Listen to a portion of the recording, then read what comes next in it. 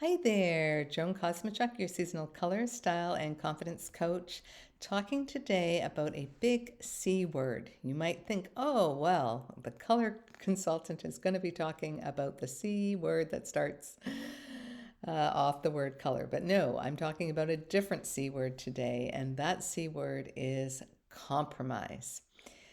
When we are curating our wardrobes, when we're shopping for clothes and accessories and we're out in the stores, one of the things that causes the most buyer remorse or buyer's regret is compromise.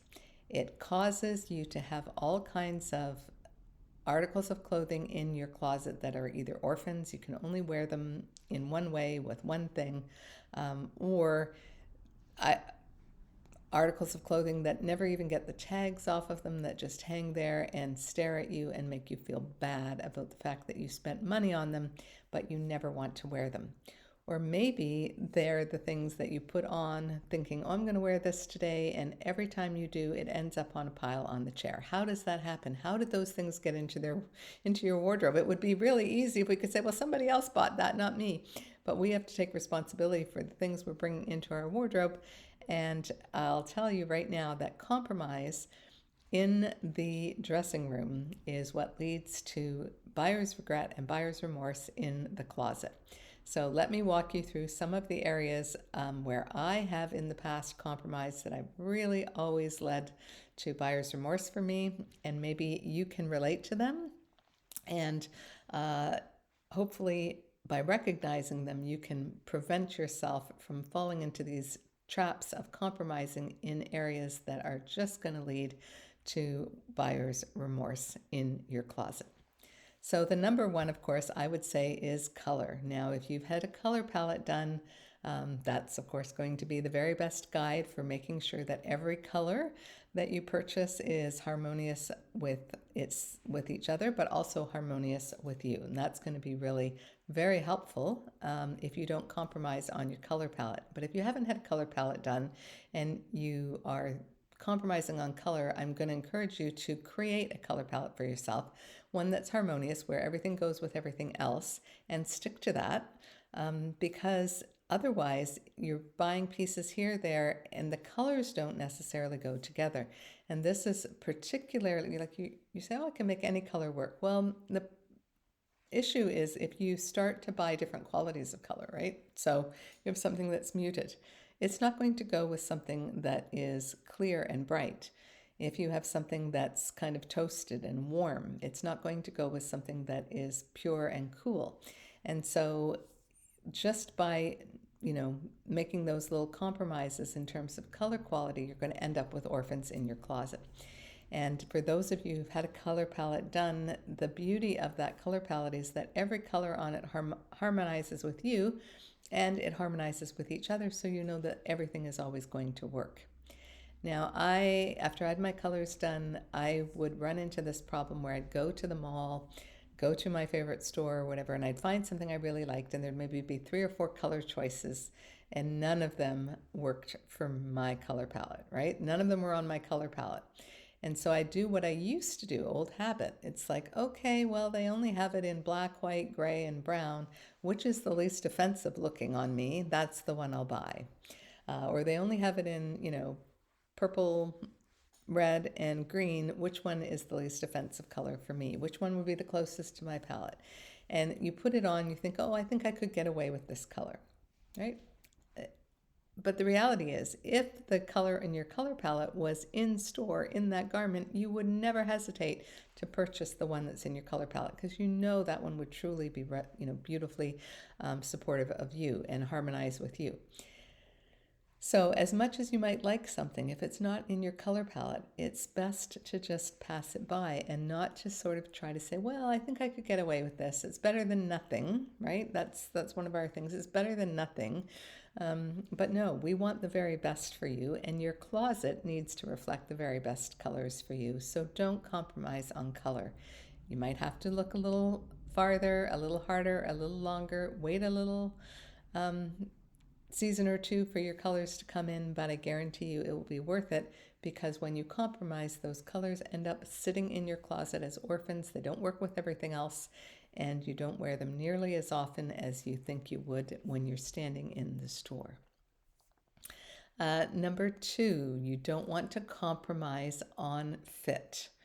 And this is a tricky one because, a lot of us are kind of in between sizes sometimes. And it's like, oh, do I buy the snugger one and lose that 5 pounds? Or do I go a size up and then just deal with the fact that it's kind of, not quite as fitted to me as I would like. It's maybe a little too baggy and loose, and it makes me look a little heavier, wider than I am. That's a compromise that we often are struggling with, which size to get of these two. Well, there's a couple of approaches to that. Number 1, if you're compromising on fit, it's not a perfect fit for you, then you really do want to make sure that you are committed to fixing the fit issue. So if you're buying the size up, it's going to probably need some alterations somewhere in the garment. Maybe you're going to need to take up the strap a little bit. Maybe you're going to need to shorten a sleeve. Maybe you're going to need to shorten a hem, or you're going to need to have some waist shaping, taken in through the middle. So yeah, now it's fitting at the hips and it's also fitting through the waist. So you make that commitment. I'm going to have this altered because it's not a good fit for me as is. Maybe you decide you're going to go with the snugger one. You think, I think that these pants will stretch as I wear them. And I'm also, going to lose those 5 pounds. So if you're going to make modifications with your body, then you need to be committed to that diet and exercise program that's actually going to make sure that you do lose that 5 pounds. Because if not, then you have a garment that never really fits. And if you actually gain weight instead of losing that weight, then it's going to be a total orphan in the closet. Buyer's remorse, going to sit there, not only remind you that you bought something that didn't fit, but that you haven't lost the weight or reached that goal that you intended to. And do we need those things shaming us in our closet? We absolutely do not. So I would say if you're going to compromise on fit, go up and have it altered, and then you are going to have a perfect fitting garment. The compromise will be turned around and work for you. Third thing is function.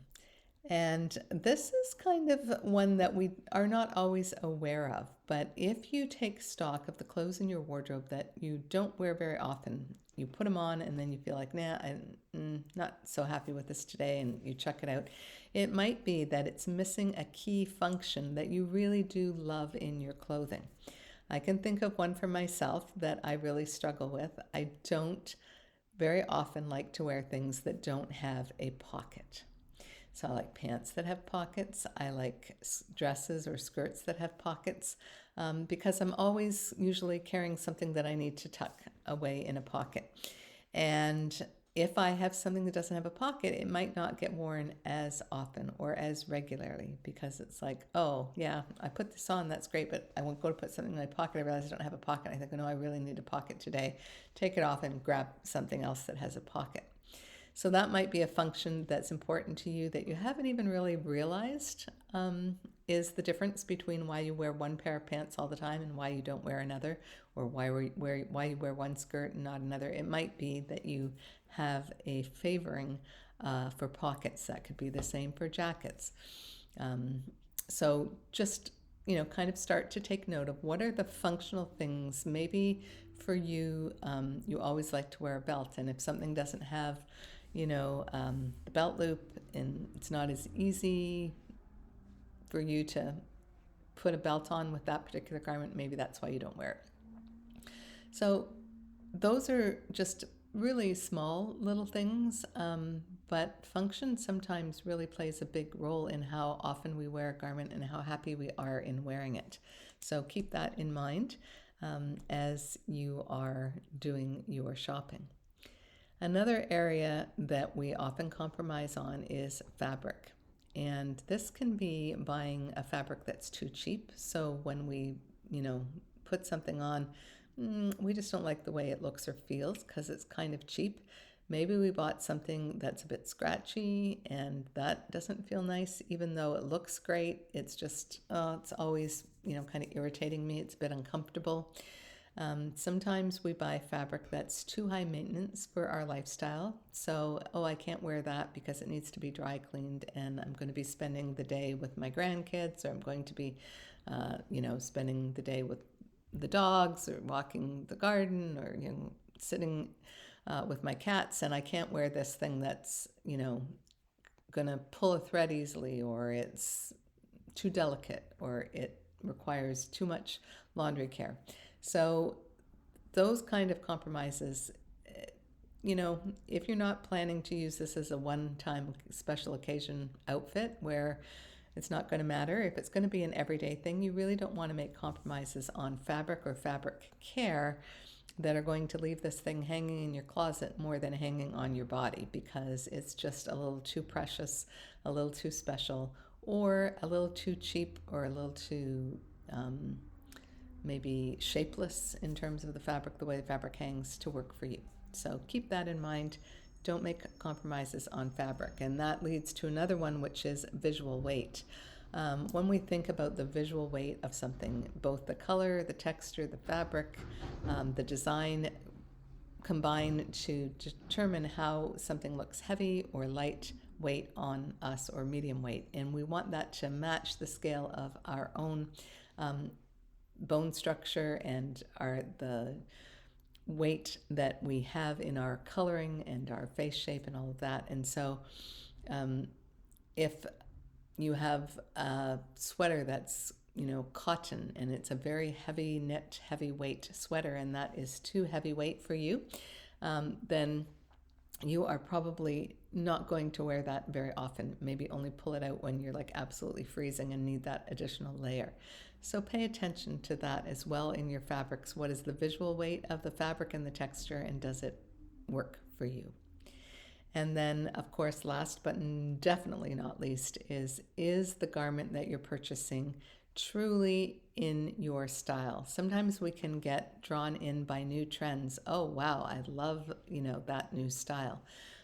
But it doesn't really fit with the style of anything else in our wardrobe. And I talk about this in my Wardrobe Foundations class, when shoes to start, that even the shoes that you wear, and that's a great place to start with your footwear, need to be consistent in style.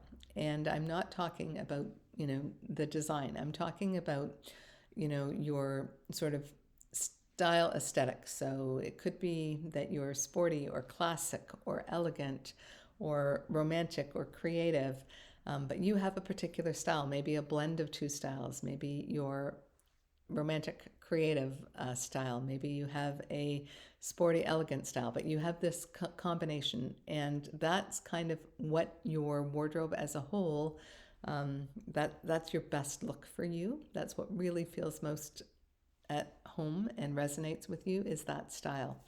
And so when you buy a one-off thing that comes from a completely different style, so let's say your style is sporty and you are, these ruffled romantic dresses are all in vogue right now, and you think, I'm going to get one of those. You will wear it probably as long as the trend lasts, but it won't be a keeper because it's not really fitting into your overall style. You're going to have to struggle to find the right shoe to go with it, the right accessories, because you don't have those already in your style. So I'm not saying you can't purchase a one-off something in a trend, but it will be one of those things that will be an orphan in your closet because it doesn't go with everything else. So it's just important to keep in mind when you are making those decisions to go off brand, as it would be, to go outside of your usual style. Think about how important is it for you to wear something that's not in your style, and will it really be a keeper long term, or is this just going to be something that's going to be a fun one-off thing to wear a few times while this trend is going, in which case you don't want to invest a lot of money in that because it won't be a long-term keeper. It'll be on your donate pile as soon as the trend has passed. Whereas if you purchase everything in your inherent seasonal style aesthetic, then you are going to feel really good about those things because they're all going to work together with the other things you have in your wardrobe. So that is my take on how we end up with all these orphans in the closet. It's that big word, C word, compromise, and I'm going to encourage you to really think hard about every purchase you make. Is this really absolutely perfect for me in color, fit, function, fabric, style, or am I making a compromise? And if I'm making a compromise, what do I have to do to really make it work so that it doesn't end up being something that I regret down the road, something I never wear, something that is just a total waste of my money? Think hard about that as you're doing your shopping, and I know you'll be rewarded with much more clarity and usability and functionality in your wardrobe. Thanks for watching and have a great day.